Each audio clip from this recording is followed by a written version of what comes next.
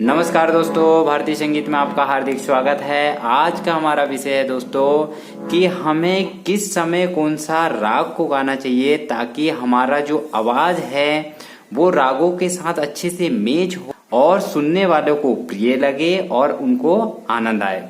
तो दोस्तों, अगर हम प्राचीन काल की बात करें तो भारत वर्ष में जब राग रागनी की पद्धति प्रचलित थी तब मुख्यतः 6 राग और प्रत्येक राग की 5-5 रागनियां, 8-8 पुत्र और पुत्र बधुए मानी जाती थी और प्रत्येक राग का जो समय था गाने का उनको 2-2 महीने में विभाजित कर दिया जाता था और उसी समय उन रागों को गाया एवं बजाया जाता था।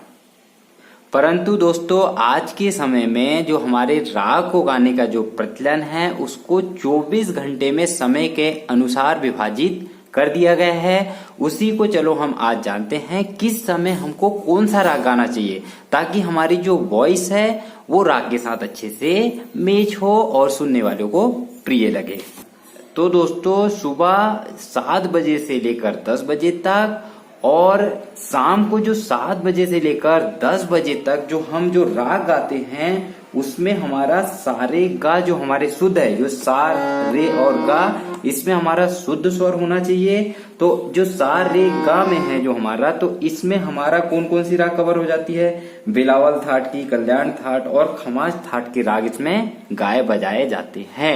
आप सिंपल सा सीधा ध्यान रखिए, सुबह 7 बजे से लेकर 10 बजे तक आप जब भी आप कोई भी राग को गा रहे हैं तो उसमें सारे गा शुद्ध होना चाहिए।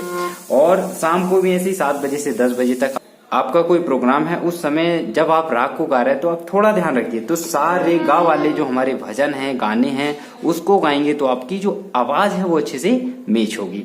इसी प्रकार दोस्तों, प्रातः काल जब 4 बजे से लेकर 7 बजे तक और शाम को 4 बजे से लेकर 7 बजे तक जो राग होते हैं उसको हम संधि प्रकाश राग कहते हैं। इस समय जो हमारे राग को गाया बजाया जाता है उसमें हमारे आ जाता है भैरवी है, पूर्वी और मारवा थाट के राग इसमें गाए बजाए जाते हैं। इसमें हमारा रे हमारा कोमल होता है और गा इसमें शुद्ध होता है। तो आप सीधा सा ध्यान रखिए कि हमको जब भी सुबह 4 बजे से 7 बजे तक और शाम को 4 बजे से 7 बजे तक जब भी हम राग गा रहे हैं तो इसमें हमारा रे हमारा कोमल और गा हमारा शुद्ध होना चाहिए। इस समय अगर आप राग को ध्यान में रखकर गा रहे हैं तो दोस्तों आपकी जो आवाज में है वो 4 चांद लगने वाले हैं। नहीं तो आप खुद प्रैक्टिस करके देखिएगा इस चीज को।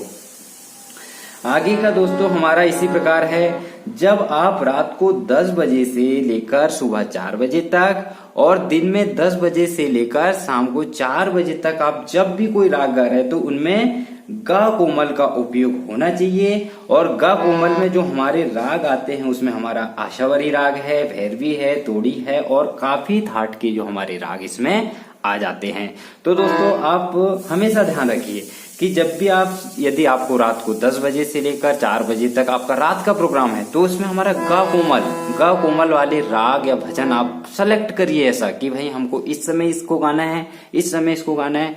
तो आपका जो आवाज है वो अच्छे से मैच होगा रागों के साथ में और सुनने वालों को प्रिय लगेगा। इसके अलावा दोस्तों वादी स्वर के आधार पर भी हमारे रागों को गाने बजाने का समय एक निश्चित होता है। इसके आधार पर हमारे पूर्वांगवादी राग और उत्तरांगवादी राग 2 राग को विभाजित किया गया है। जिन रागों को वादी स्वर सा रे गा होता है उन्हें पूर्वांगवादी राग कहते हैं और इन रागों का जो गाने का समय होता है वो दिन का होता है।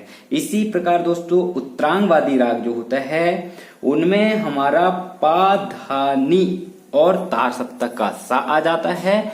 पा धा नी और तार सप्तक का सा, इन्हें हम कहते हैं उत्तरांगवादी राग। मतलब कि ए स्वर हमारे राग में आ रहे हैं तो इसको हमको रात के समय ज्यादा हमें को गाने के लिए उपयोग करना चाहिए जिससे हमारी आवाज अच्छे से मधुर आए, सुनने वाले को कर्णप्रिय लगे।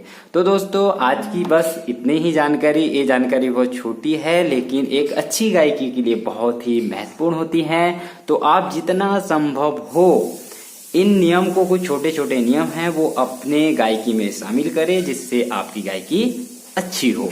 आज के लिए बस इतना ही दोस्तों।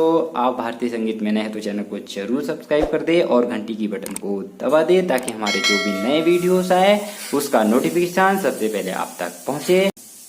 आपका वीडियो देखने के लिए बहुत बहुत धन्यवाद। बहुत बहुत